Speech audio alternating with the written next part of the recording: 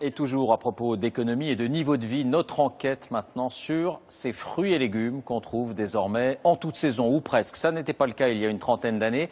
Exemple ce soir, la filière des tomates. Un pays est en train de s'imposer comme le plus gros fournisseur en France et en Europe. Il s'agit du Maroc.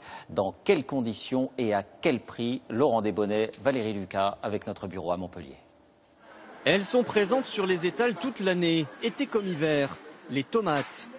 En ce moment, la plupart viennent du Maroc. 1,60 € le kilo, mais pas toujours au goût des vendeurs. Pas terrible. C'est pas trop la saison, hein. Où sont cultivées ces tomates, vendues même en hiver? Comment les prix peuvent-ils être si bas, hors saison? Nous avons remonté toute la filière de la tomate.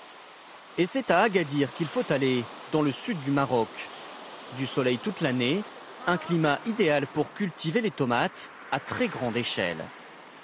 Et c'est vu du ciel que ces cultures apparaissent dans toute leur étendue. Ces rectangles blancs, ce sont des serres immenses dans lesquelles sont cultivés les fruits et légumes que nous consommons tout l'hiver.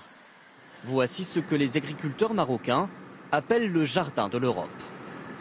Omar Mounir est l'un des plus gros producteurs de la région. À 72 ans, il possède 150 hectares de serres. Alors faites attention, il y a beaucoup de portes à traverser. C'est pour ne pas laisser les moustiques rentrer. Hein. Allez, allez-y. Il vient ici superviser la récolte. Certaines tomates sont bientôt rouges, il est temps de les cueillir. Elles finiront de mûrir pendant leur transport. Sous cette serre travaillent 95 salariés. La main-d'œuvre, c'est la première différence par rapport à l'Europe. Des ouvriers payés environ 10 € la journée, tout juste 1 heure de SMIC en France.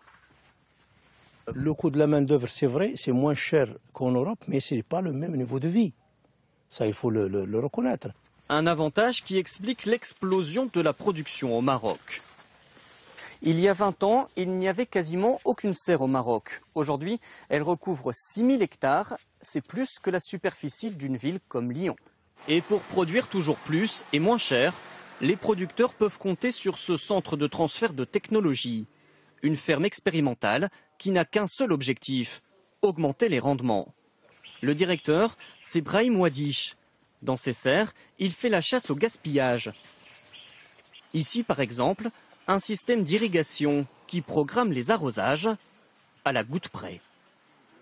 Ici, on veut économiser de l'eau.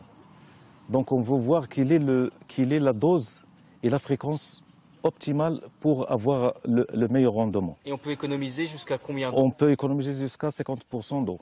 Un peu plus loin, le scientifique perfectionne des techniques de culture hors sol, semblables aux plus modernes employées en Europe.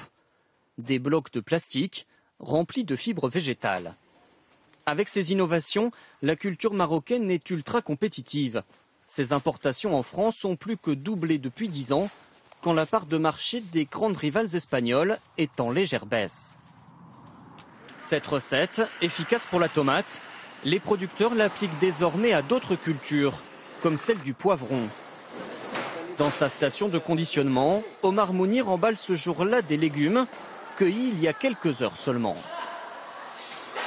Ce qui est en train d'être préparé, il va être, une fois refroidi, il va être chargé dans la nuit.